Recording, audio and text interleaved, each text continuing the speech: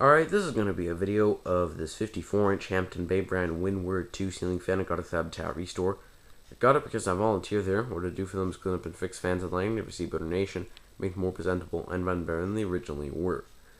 Now, there's a little bit of a story behind this fan that I'm just going to tell you guys right off the bat here. It was originally a display model for the Home Depot, and the reason they gave it to the Restore is because recently here in Canada, the Windward 2 was discontinued and replaced with a more updated version of the Windward, so of course Home Depot no longer needed this anymore. There's actually a whole load of other discontinued fan models, display models that I will be making videos of in the near future. However, today we're going to actually be looking at this fan. A couple notes here. For starters, the original globe is missing. You probably already noticed that. That's because when I actually saw it on display, when I used to see it on display at Home Depot, it was just kind of hanging precariously. Probably when they tried to take it off, the globe just hit the floor and smashed. Also, the fluorescent tube that came with it was burnt out, so I replaced it with a new one. So you can see it's kind of like a circle-line style. And finally, the remote control that should have been included was gone, so I'm using another one. This is actually what would have came with it from factory, so it looks pretty much identical. It is the same thing. And I'll demonstrate it for you here. Start with the light kit. There's no really globe to diffuse the lights, it just looks like a big blur. I'm going to turn that off. I'm going to turn the fan on. Start with high speed. Put the remote control back in its holster. Now one thing is for certain, and that this fan is incredibly powerful. It could definitely, undoubtedly cool a huge room with absolutely no problem.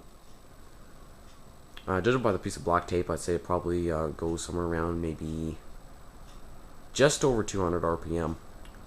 But the airflow is amazing. It's going, it's blowing at probably at least 8,000 CFM. Very impressive for a fan of its size. That much is for sure. It also sounds like a helicopter. Put the camera microphone close here, you could probably hear that. Now I'm going to go to medium speed.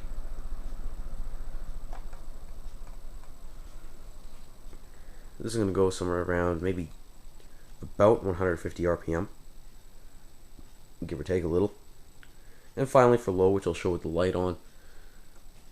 Just so you can see both running at the same time. This is going to go around 90 RPM. That's just a rough estimate.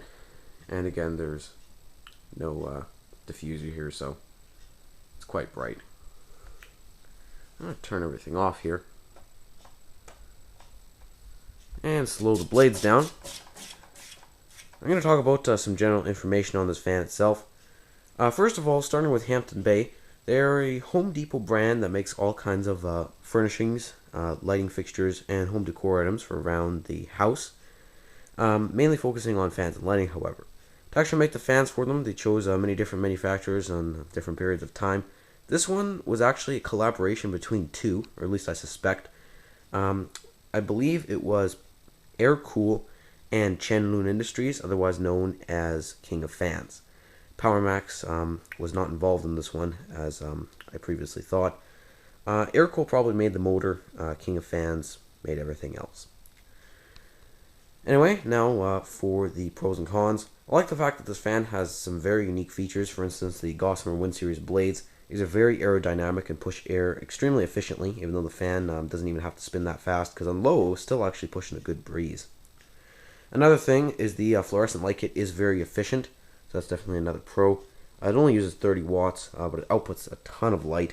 I wish I actually had the original soft white one, because it definitely would have been less harsh than this cool white one, but it's still not bad.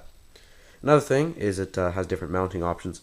From the box, it would have included a 4-inch and 6-inch down rod. Being used on the 4-inch one currently. It could also be flush mounted if you take this little decorative top piece off here and just screw the canopy directly on there. However, I want to leave it down rod, just for now at least.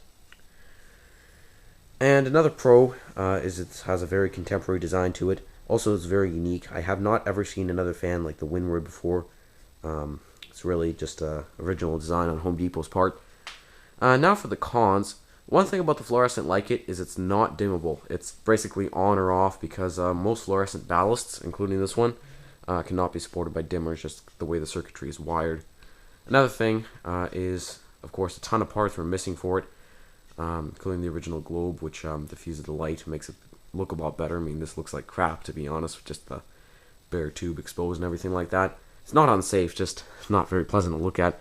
And another thing is there are a couple scratches on it, so aesthetically this fan may have some issues, but otherwise, definitely, I'd have to give it 4.5 out of 5 stars. Almost perfect. In fact, I always wanted one of these, so I'm probably going to end up keeping it. Very good fan. If you can actually still find the Windward 2, highly recommend it. Even though the Windward 4 looks pretty much almost exactly like it, Windward 2 is probably much better quality, as Home Depot seems to be cheapening on their fans lately. At least from my experience. Anyway guys, thank you for watching. Hope you enjoyed the video. And if you could please let me know where to get a replacement globe, that would be much appreciated.